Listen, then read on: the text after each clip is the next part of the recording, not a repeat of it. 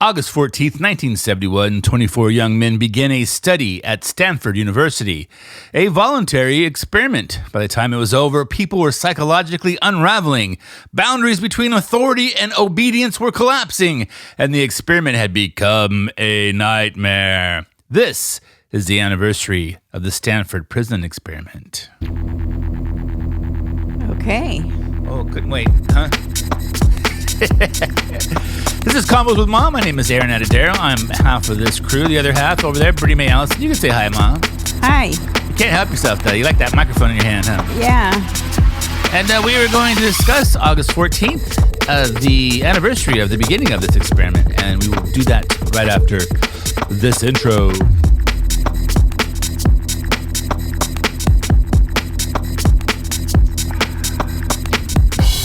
And there it is.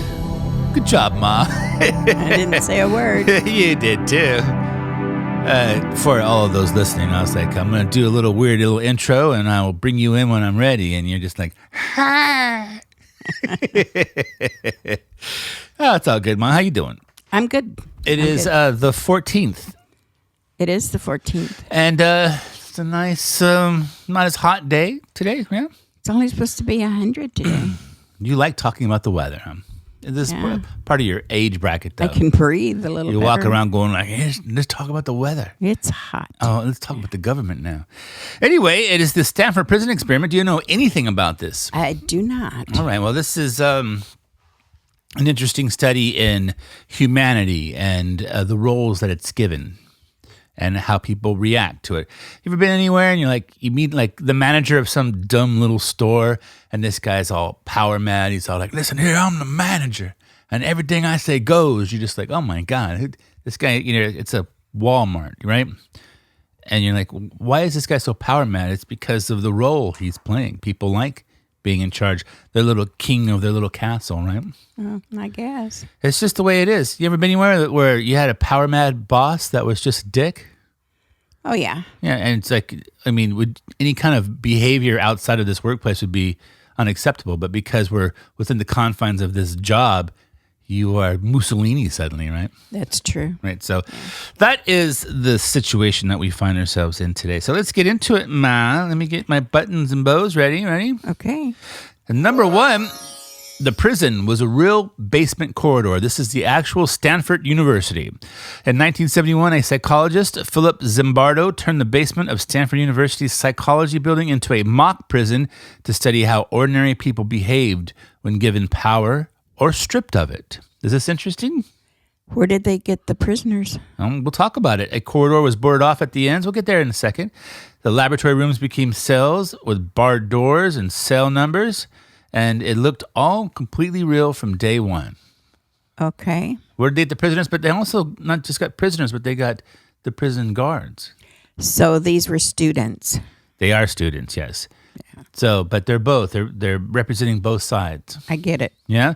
Yeah. So let's go ahead and think about the distinction that becomes enormously important decades later is it's just the bottom of a building inside some academic headquarters, but they made it look like real jail cells. So he's trying to show how people gain authority over those who have less authority? Yes, put on the leather pants.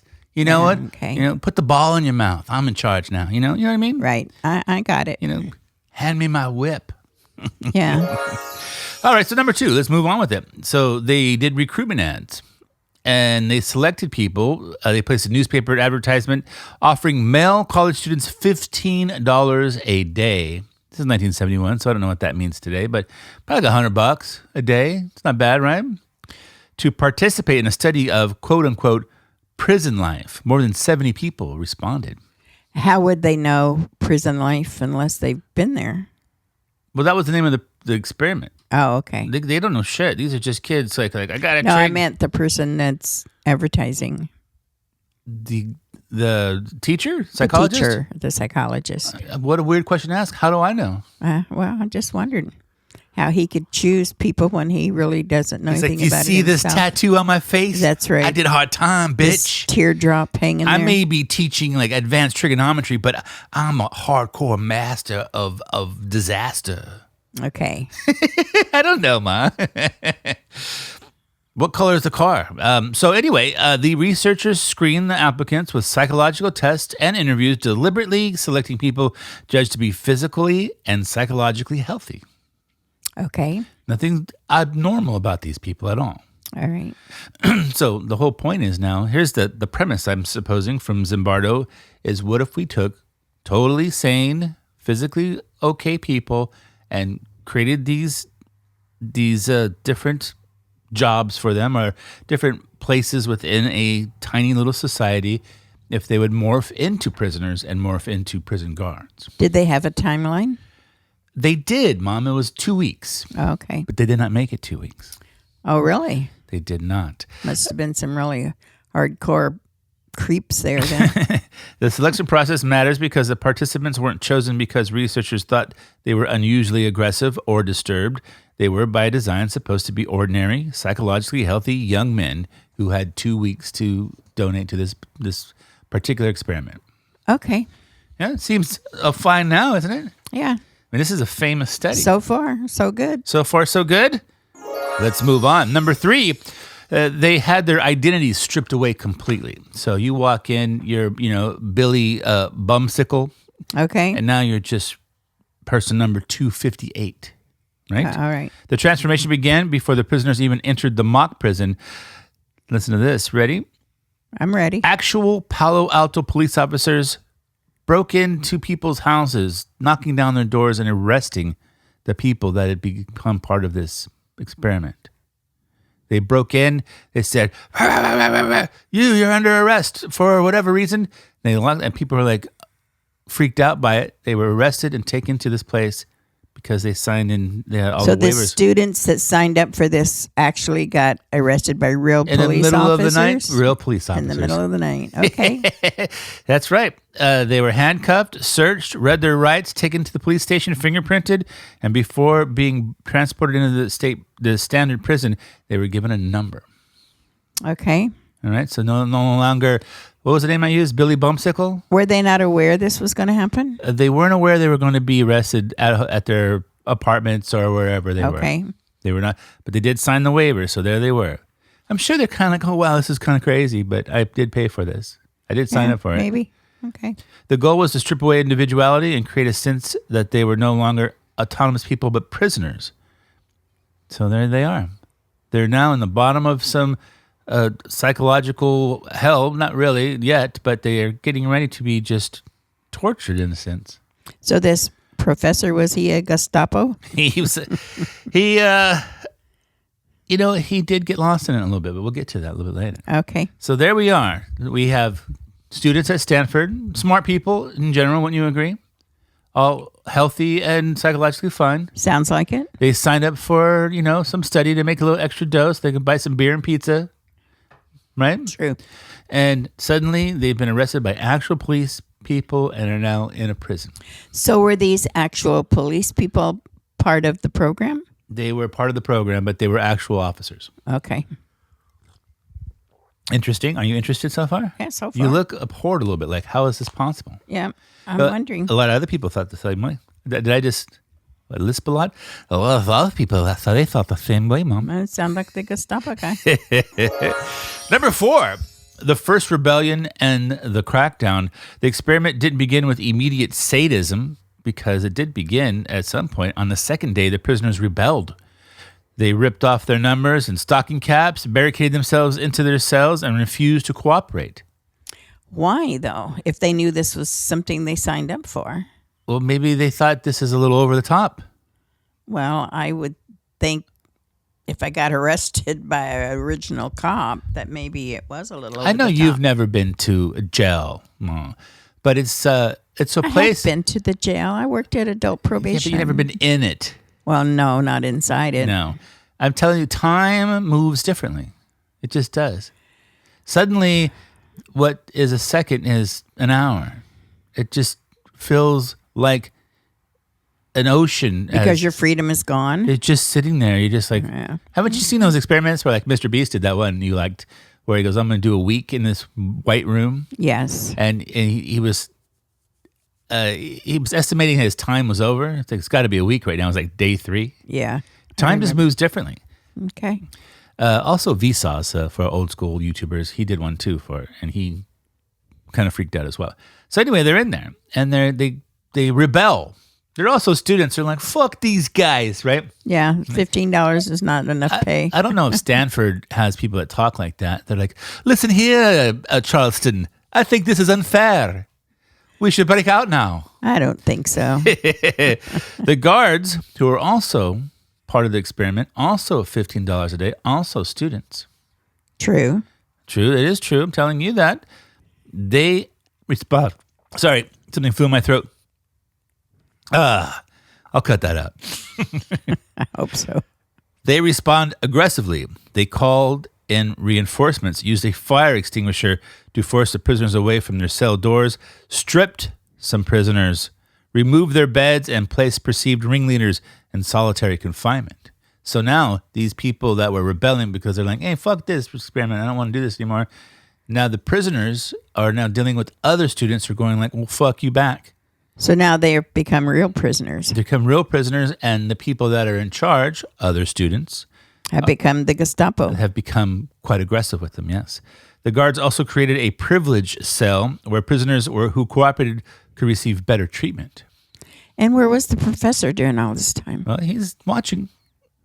That's Well, part of the he's experiment. Not very cool, I don't You think. don't think it's very cool, but he's getting a lot of data. Wouldn't you agree? If you thought to yourself, this is what I want to do, I want to see what happens to humans in this situation. Yeah, he's getting a lot of different behavior problems, I Right. guess. Okay, so basically a lot of research has to also have to deal with, is this fair or safe for humans to partake in? Everything's like that. Like, for instance, we want to know if some medicine kills cancer, but you can't give people cancer to see if the medicine works. You understand what I mean? That's true. So there's a lot of experiments that we would like to do, but they have to be under certain situations. You can't just create horrible environments, although that's where you get the most data. But if he saw after a few days that it was becoming a horrible environment, he had the right to and the opportunity to stop it. Mom, he had his pants down and a Jergens lotions next to him. He's like, this is the greatest thing I've ever seen. Stop And he it. was like, man, I can't believe I created this. I'm going to do this next week too. Crazy. Why do you look to the west whenever you get offended, or to your right? You just go like, ugh. Maybe that's the right way to look. When just like- I'm not offended. You're I'm like thinking, looking away. was that I necessary? can't look at this horror anymore. All right, let's move on. Number 5, Mom. Guards became increasingly harsh. But they weren't simply following a script. The classic story says that the guards spontaneously became sadistic as soon as they were given power. The reality is more complicated. Zimbardo did not hand the guards a detailed list saying exactly how to abuse the prisoners. Physical violence was prohibited, but the guards were told that they could create a sense of powerlessness in the prisoners and were encouraged to maintain control and make the prison feel real. So they weren't giving the green light to like strike or beat anybody, but they were allowed to withhold food and make them feel inhuman. I think maybe that when he interviewed the people to be the guards, he interviewed those who already had some kind of evil thoughts in their mind. It's just kind of, well, if they're all normal, well, the question is asked as this: if you switched places with them before it started, would the guys who are prisoners now, if you gave them the role of being prison guards and vice versa, like as I just said? I don't think so. I think those people must That's- had a different kind of a character. It's exactly the opposite of what the researchers found out. Oh, really? That it didn't matter who was in the roles, that they would morph into the situation. It would just become the same thing. They would become the devil. Yep, and the other people would become the oppressed. Some guards invented punishments and humiliations. They had to do endless push-ups, counting all night. If you're not counting, then something bad will happen to you. You're not allowed to use the bathroom. You're like verbally degraded the entire time, you fucking pussy. And other forms of psychological control, like One of the things I read was like one of the guys said one of the guards made him simulate masturbation all night, or else he would get. Well, I'm sure they weren't friends because you wouldn't treat a friend like that. After it's over, he's like, when this is over. After it's over, I'm going to beat the shit out of you. I'm coming for you. Yeah, that's what they were doing. So this kind of morphed into, torture. Yeah, that sounds unreal for a school like Stanford. Yeah. Researcher David Jaffe, for example, explicitly pressured at least one reluctant guard to become more tough and active. Zimbardo later acknowledged that interaction. So the question isn't simply where the guards were naturally cruel. They were kind of like allowed to be as cruel as they wanted to be. Then they are probably naturally cruel. Well, they said you can't hit them, but you can do anything else. Evil thoughts already. If you were in a room full of tiny kittens and someone said to you, you're not allowed to pet them, but you can do whatever you want to them, wouldn't you be like just like going like, oh my God, look at how furry you are. You're talking to them, right? Now imagine it's the opposite. They're horrible snakes and you're just going like, you slimy bastard. You know what I mean? Whatever's in your head. You like my analogy? I don't think that applies. Little do you know, everybody, my mom hates kittens. I don't hate kittens. Like, look at you furry face, But I don't want no snake near me. But I mean, if you got a job in a real prison, I'm sure your bosses say you can't talk to prisoners that way. They're men or women, right? Probably so. It's not free game for you to be psychologically abusive. But in this case, they were allowed to be. I think that in a regular prison, when you become abusive toward the prisoners, that's when you maybe might want to quit your job. This is the distinction of it all. This is where people say the experiment maybe went off the rails a little bit. Right. Well, that's interesting. But you know what was also interesting? It's break time. We're halfway through. Cool. All right, very good. We'll be back after this.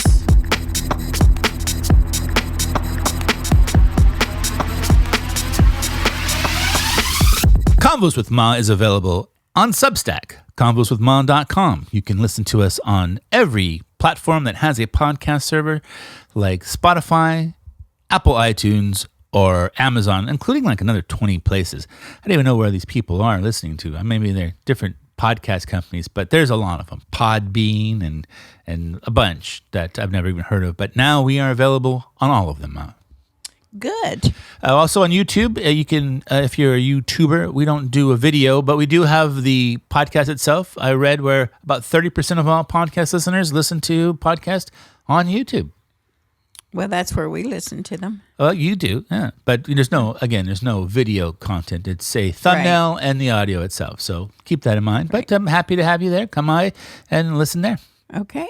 But, I listen to podcasts when I'm out walking or doing dishes or driving on the road. I don't, I use it like old school radio. It's something I stick into my ears as I move through the world. True. I know I have to listen to them too when I'm riding along. You have to listen to them? All right. I don't know what that means. Well, some of them don't interest me, but some of them are quite interesting. So I don't care about, what is it that I'm listening to you don't care about? Oh, sometimes all the soccer stuff. Oh, like European football? Yeah. They were parking the bus. Kind of like the same thing over and over and over. Okay, so there's some sports podcasts, the soccer stuff. All right. All right. Make sure not to listen to that with you around. I'll put on the heavy metal that you prefer. Oh, no, I hate that. You love the heavy metal. Anyway, thanks for joining us, and tell a friend. Thank you very much. Yeah? Yes.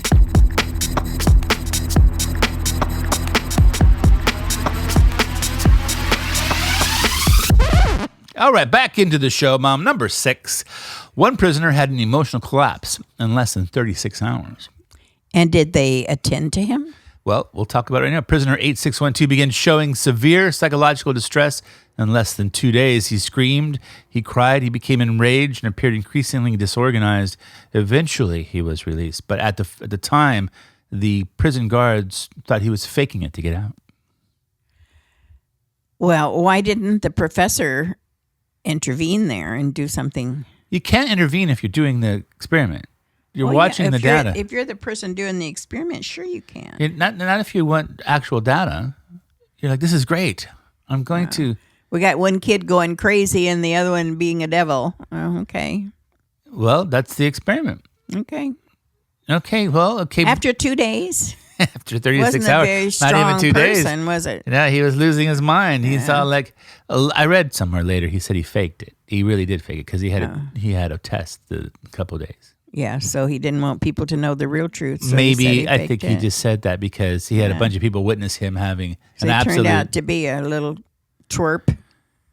Well, is it a twerp? Does a twerp have a psychological breakdown? I think after 2 days, yeah. Are you shaming somebody for having a breakdown? Yeah, after 2 days. Can't handle it for 2 days. You've been watching too much Survivor, I think.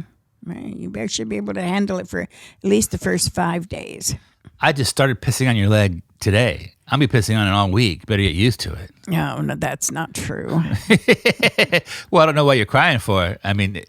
No, but I'm saying it couldn't. The guards couldn't have been too awfully cruel in just 2 days. After 5, yeah, they could probably turn into Satan himself. But. Sure. The people running the study had become so invested in maintaining the prison that they initially interpreted a prisoner's apparent breakdown as possible manipulation. So they're trying to fool us. So other prisoners began showing serious signs of distress as the experiment continued. The researchers were no longer simply watching what happened. They were becoming part of what was happening. So as you pointed out, they no longer were really just watching it. They were allowing things to happen. Well, I think, too, that if I were going to submit that I would go through this and I had to sign some kind of waiver, I'd kind of want to know what exactly is going to happen as the days go by.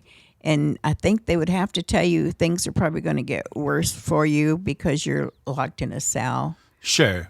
And that you would mentally prepare yourself for that. Well, let's go ahead and do the math on the money. I don't know what $15 in 1971 is. I'm going to guess... Is that a day, you said, or an hour? 1971 is a year. $50 no, I know. a day. I know, but... Not an hour, a day. $15 a day? Yeah, but I'm trying to do the math. So say, let's just be conservative. Say it's $50 nowadays, 60. Right? And somebody offered you, this is a $600 job that takes 2 weeks. 10. About $150. Do you think it's $150 a day?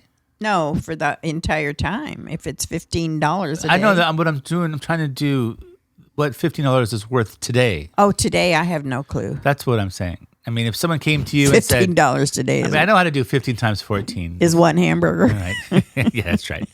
But yeah. So I'm just saying, if you're a kid, you're in college, and you're like, you want to pay me $750 for 2 weeks worth of work? Yeah, I'll take it. Right? That's a lot of dough. Yeah, but you're mentally prepared for that too. You know, something bad. I have no idea what's happening. Well, if you're going to be a prisoner, you know it's not going to be fun. They did cite it says a prison experiment. They didn't say they're going to be a prisoner. None of this was laid out to them. I don't think anybody would agree to this if they knew this was going to happen. Oh, okay. I mean, if someone says, we're going to torture you for 2 weeks, I don't think anybody's going to like, oh, okay. Well, I would hope that you, knowing you'd be mentally prepared to last longer than 2 days. If you put out an ad that said you're going to be tortured for 2 weeks, you're going to get a whole bunch of different people. The guy's going to show up with his own implements. They're like, I brought my own whip. That's right. Brought my own leather stuff to wear that you won't hurt when you like, sir, why do you keep making that face? He's like, I brought my own butt plug. All right. Let's move on. Speaking of butt plugs, sexual humiliation and escalating degradation. As the experiment continues, some guards became increasingly creative in their humiliation of the prisoners. They forced prisoners to engage in degrading sexualized role play, including simulated sexual acts. Prisoners were subjected to insults, humiliations, and at various points were forced to clean toilets with their bare hands. Well, cleaning toilets with your bare hands is not a sexual act. It is if you have a butt plug in. Well, maybe. I don't know what a butt plug is, so. You don't know what a butt plug is? No, I don't. We'll do the math. Oh, I would think it's probably something to plug your butt up. There you go, Mom. Good job. I mean, it's not like, under a cloaked definition of, it's not like a doohickey. It's a butt plug, something you plug your butt with. I don't know why would be the reason that you need to plug your butt up. You had too many jalapenos. Maybe so. Yeah, all right. Or you ate the lettuce that's out there right now. That's right. You're like, you know what? I'm tired of living in the bathroom. Where is my butt plug? Okay, I got it. All right. So some of the most disturbing incidents were captured on the recordings. The important point is that the abuse wasn't just one sudden event. It escalated over the days. It's getting worse and worse and worse. Rebellion led to retaliation. Retaliation produced new forms of control. Those forms of control created new opportunities for humiliation. Did they sign something that says that if this didn't turn out to, or if it did turn out to be really heavy-duty meanness, that they couldn't sue the school? You're such a sweet little lady. Heavy-duty meanness. Why are you being so heavy-duty mean to me? Well, you know what I mean. Could they sue the professor? Or did they sign a paper saying, and if I had to sign a paper saying, I won't sue the school, I won't sue the professor, then I would know, something's up. I don't think you're allowed to sue anybody if you sign on to it. You have a contract. I have paperwork right here. You agreed to this. Well, maybe that's true. I don't know. I don't know, but, I don't have... I mean, this is like watching a movie with you, and the credits roll, you're like, then what happened? The movie's over. I know, so you're asking a lot of stuff that's happening after the experiment that I don't really know. Sometimes they end movies and you don't know what happens to the people. They're like, everybody lived happily ever after, and you're like, and then what? Did they get married? You're like, I don't know, Ma. Well, maybe they'll come up with the same side too. Did they find her? We were watching Gravity the other day, and they find Sandra Bullock. They don't find anybody, actually. That was the problem. Sandra Bullock, like an old creature from the earth, had risen from the ooze of the water to be reborn on the sands of the river bank right there, or the lake bank, wherever it was. And then they're like, that's it. And then you're like, did they get her?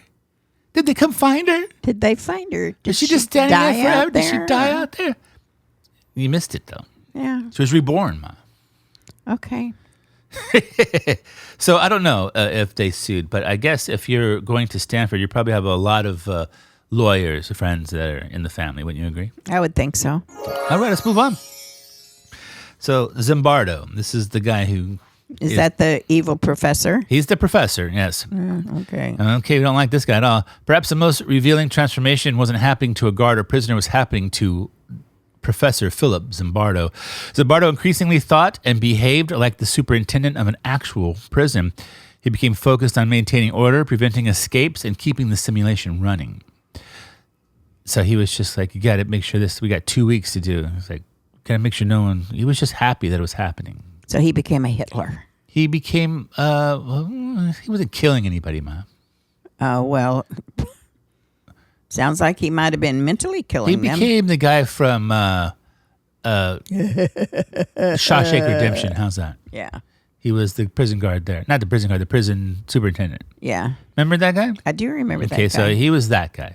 Power mad and, in charge of... I'm in charge. Of everything, that's right. Right, okay. He has a girlfriend. Oh. Do you know, most weirdos have a girlfriend. No, I didn't know that, but... She lives in Montana. You haven't met her yet. Then Christina Maslach, a Stanford graduate student. She's a student, by the way. Oh, graduate student. Yeah, still a student. Yeah, okay. There's a lot of girls that go out with the professors. I know. I see that. I've seen it, too, in person. Like, I went and had drinks with, this is my professor, so-and-so. I'm like, oh.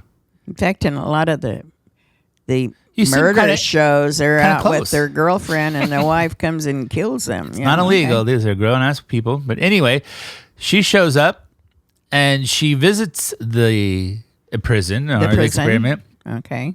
She was horrified by what she saw. She's like, I can't believe you're doing this. What's going on here? She watched prisoners being marched to the bathroom with bags over their heads and their legs chained together. And then so she challenged Zimbardo to say, like, what the fuck are you doing, dude? This is terrible. You got to stop. Did she pick up her purse and run for her life? She didn't pick up her purse and run for her life, but she said she picked up her purse, grabbed her butt plug, and said, stop it. Oh, okay. Right? But she didn't use her butt plug in its intended form. She used it as a weapon. She put it between her fingers, like a punching bag. Okay. I've never seen one, so I don't know. No one's here to see this, but you just mimed the punch, Mom. And I have got to say, I got a good mind on me, and I imagine you with your butt plug puncher. That was fucking hilarious. Her reaction forced him to confront something he had not fully recognized. He was no longer standing outside the experiment as a neutral scientist. He was inside it. Zimbardo later credited Maslach's reaction as a major reason he finally decided to stop the study after 6 days. Well, he should have stopped it before that. It wasn't even halfway through. He was going to let it go for 14. Yeah. Well, maybe she made him realize that he was totally insane. Yeah, absolutely.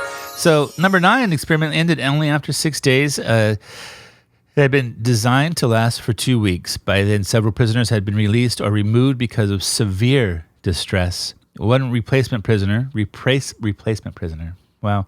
Number 416 went on a hunger strike and was placed in solitary confinement after refusing to eat. The situation had become increasingly difficult to justify as a scientific observation. Wouldn't you agree? I would agree. Although this is a very famous study. Now, everything we're saying is terrible, but it did prove its point. What was the point, by the way? The point is if you took regular people of healthy mind and body and gave them certain amount of power or made them powerless, that they would morph into these roles that they were assigned. Okay. They would just basically just become oppressive people, or they would just become terrible. You don't think that some of those guards ever thought about, why am I doing this? Okay, so how do I put this? I'm trying to be intellectual about it all. And it's a little early. I don't have enough coffee in me, but the point is, people think that they are.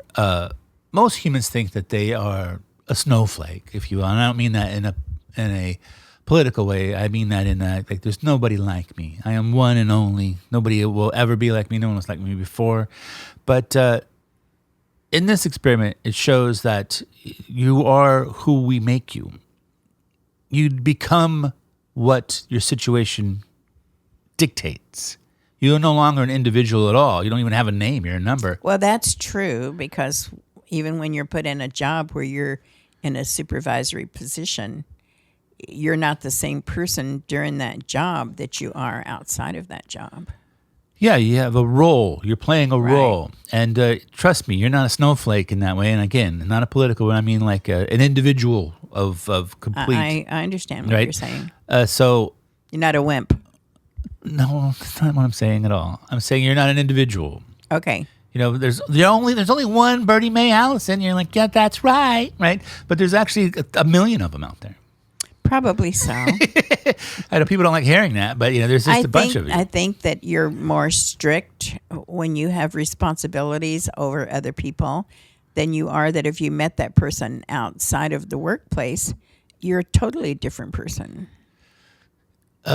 Yeah, this is different though. I'm talking about, we're taking you and we're forcing you into a situation, and you become, you become exactly the same as everybody else. You no longer are even a human anymore. That's true. But in this case, even though I hate what this professor is doing, they weren't forced into this situation. They chose. Right. This is an experiment. You chose to be in it, but it doesn't change the result any. That if you took regular people off the street and forced them into these two roles, that they would morph into being fucking dickheads with a baton and people who hated their captors. Of course they would. Of course they would, because everybody wants to have a little power. But when you're powerless, you become an animal. True. There's two sides of the story. You can be. Yeah. You become a fucking animal. You're looking at you're ready to kill people. You could kill somebody, and not even do that in your normal self. It always makes me laugh when someone says, I can't even imagine how someone would do that. And I'm like, I can. Oh, me too. Put them in the right situation. You take a cute little girl, and she's doing jumping jacks, and she's doing, jump rope, and she's playing with her dolls and stuff, and you throw her in a prison, with some hardened criminals, and give her about 6 weeks. She's going to be like, I'm going to go shank that bitch. She's going to be tying that rope around their necks. She's got her hair, you see her ponytails are now and like little dreads. Well, I don't think they'd be throwing a little girl in prison. And she's all like, man, what the fuck are you looking at? Yeah, okay. I will punch your face. Now hand me my Barbie doll. Anyway, it did get cut pretty quick. Did I skip past anything? Yeah, it lasted 6 days. I have a question though. Did the girlfriend remain his girlfriend, or did she they got just married. pack up and leave? I don't know why I found that out, but I found out that it became eventually his wife. Wow, she's crazy. She's like, man, that was a cool experiment, but you can't let that happen. You can't let people do that. You don't think she's fearful every time she Fearful. enters the bedroom that some psycho's going to be in there waiting on her? You're projecting your own personality onto her. How do you know? Maybe she's got a kink. Maybe. Maybe she likes being slapped around. Oh, I doubt that, since she told him to stop. Yeah, well. And he stopped. Maybe this awoken something in her, and she's like, I wanted you to stop because it was terrible, but I liked it. No. Okay. Maybe there's a gimp in the corner that they release. They're like, release the gimp. She's like, I love my gimp. Maybe so. I still think she was out of her mind. All right, so this last one is quite wordy. So let's go ahead and wrap it up. So it's become a legacy. The Stanford prison experiment is something, there's a movie about it. There's documentaries about it. It's in all kinds of textbooks. It is taught in universities to this day. It achieved what it tried to do, albeit in a kind of a contrived, silly way. But it did finally come up with some kind of data that people still talk about as we are today. Do you know the name of the movie? Yeah, it's called the Stanford Prison Experiment. And it's really out there somewhere? Yeah, there's a movie called Stanford. It's just a movie. It's a, Does it show how evil the people were? I've never seen it. I just know it's out there. Oh, okay. Well, maybe that's something we should look at. Well, didn't you do this last time? We were talking about something. Is there a movie? What's the name of that movie? And it's exactly the same. Well, I'm talking about the name of, you said there's a movie out there. I just wonder what the name of it was. It's called the Stanford Prison Experiment. Oh, okay. It's called 14 Days in the Northern California Lights. I don't know. Why would you call it anything else but that? Oh, I don't know. I guess not. All right, it's number 10. It's called Talk About the Legacy. The Stanford Prison Experiment became one of the most famous studies in the history of psychology. Zimbardo used it to argue that powerful situations and social roles can profoundly influence behavior, that ordinary people can commit extraordinary acts of cruelty when placed inside a system that gives them power and strips others of it. The idea became enormously influential. It's a famous thing. Sid also, he became one of those people that was filled with power because instead of being outside watching this experiment, he became involved in it. So he also... Well, if you're doing any kind of study, you don't want to include yourself. I think he did. He did. Yeah. That's what she pointed out. How is this even part? He wrote all about it. He was... forthright with his role, how he got lost in it. The whole thing is he wasn't, pretending that he wasn't part of it. He just didn't recognize it at the time. Did he apologize to some of those boys that he ruined their lives? Did he apologize? Listen here, 482. I'm sorry that you have a disfigured lip for the rest of your life. Yeah, well, I think something should have been said or done. Well, decades later, the experiment's interpretation has come under serious challenges. Critics have questioned the small and unusual sample, the lack of an independent control condition, the participants' awareness of what the researchers expected, the researchers' direct involvement in shaping the guards' behavior, and the fact that not every guard became abusive. Well, if you said to the guards, yo, you're not allowed to hit them, but you can do everything else, isn't that kind of like a free game to go become as abusive physically? Psychological I would think abuse. so, but let me tell you that people who have any compassion at all wouldn't have gone that far. Well, it's not all, as I said, not all guards did that. Yeah. Some guards said, I'm not doing that. Yeah. I'm not making the guy walk around with his dick in his hand. So those that did do that probably were a little insane already. Well, that's the argument about, the data. It's like, it's not. How many people are really totally crazy inside their head? Yeah. When given the opportunity to be? How many of the prisoners were just like fine with it? I can handle it. How many would be great on Survivor? You know what I mean? Maybe there's one in the corner, like, he's making like a bundle of threads from his, burnt up mattress. He's like, I'm going to use this later for something. I'm just surviving. Maybe so, maybe. Another one was like hitting the walls going, I need my retainer. I guess some people have to prove that they can survive those situations. And some people lost their mind. Yeah. That one guy, he said he lied, though. Well, I don't believe he totally lied. Archival evidence has also made it increasingly difficult to describe the guards' behavior as purely spontaneous. Researchers sometimes encourage the participants to be tougher. They're like, what are you doing just standing there? Go torture them a little. So they also had evil people directing them. Well, that was Zimbardo's thing. Oh, well, he was an evil person. I mean, I'm paying you guys to work. Go do some mean work. Hey, lady who married him, run. All right. So later research also has produced very different outcomes under different conditions. The famous BBC prison study, for example, did not simply reproduce the Stanford pattern of guards becoming tyrants and prisoners becoming psychologically broken. There is one that BBC did that tries to replicate it, but without, being as abusive. So is this guy still a professor at... What is this future? Stop looking to the future. I don't know what the guy's doing. I don't know who he's married to. I don't know the color of his car. I don't know if he has a beard or a mustache. I hope he's out there and nobody recognizes him because they might want to kill him. Why do you keep looking good? What's wrong with this guy? I don't like people like that. Where is this guy at right now? What's he doing now? Let's look for that guy. What did he have for breakfast? Yeah. You know what? Is he an egg guy? Let's go pull out his toenails. Or is he like, one of these guys that has like, tofu and avocado? Yeah. Okay, Ma. Anyway, this is, I can continue to read, but basically we've gotten to the end of it. I mean, it's one of the most famous psychological experiments, as I say the word again. Could you add horrible into that? It was horrible and interesting and something that... Don't you kind of wonder what happened in the future of those young men who were put in there and treated so badly? Don't I wonder about the young men? I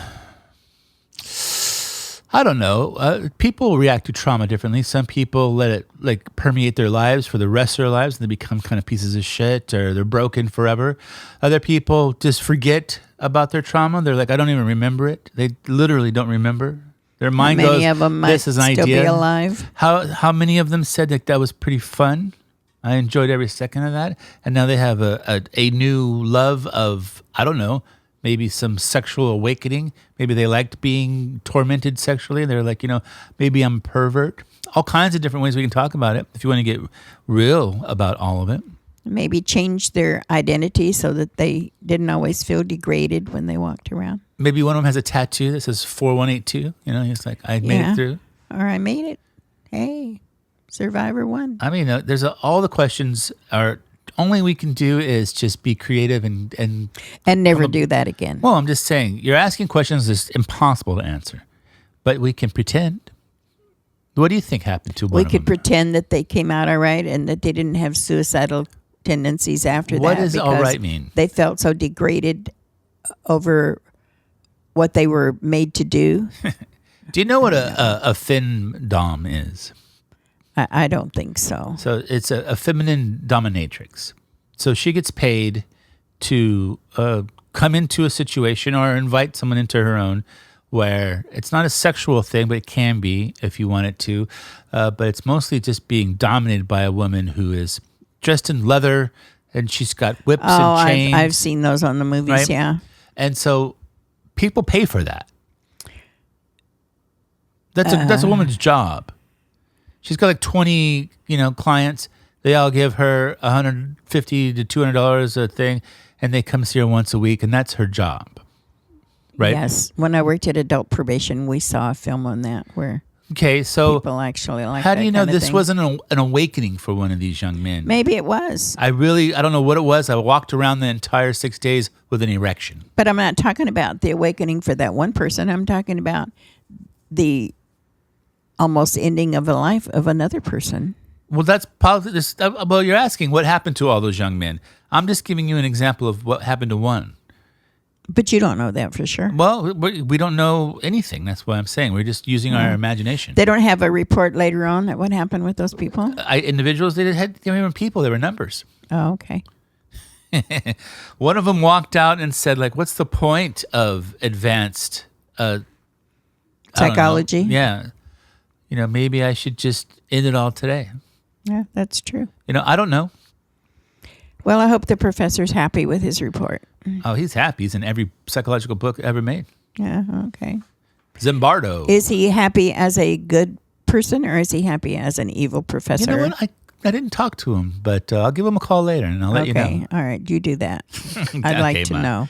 Are you done with this? I am done with this evil professor. It's a Stanford prison experiment that happened today, the 14th. And people battle to go to Stanford. They better be careful. They did battle to go to Stanford, and then they battled to get out of the room. Well, there you go. All right, Ma. Okay. That's it. Happy? Good. I'm happy. Are you? You look disturbed. Hope that professor is happy. Yeah, he's ecstatic. I can't tell you more times. He's very, very happy. Okay. All right, guys. Until next time, we're here every Monday, Wednesday, and Friday, and we'll talk about something different. Okay. We'll talk about lollipops next time. Next time. Lollipops. All right, Mom. Okay. See ya. See you.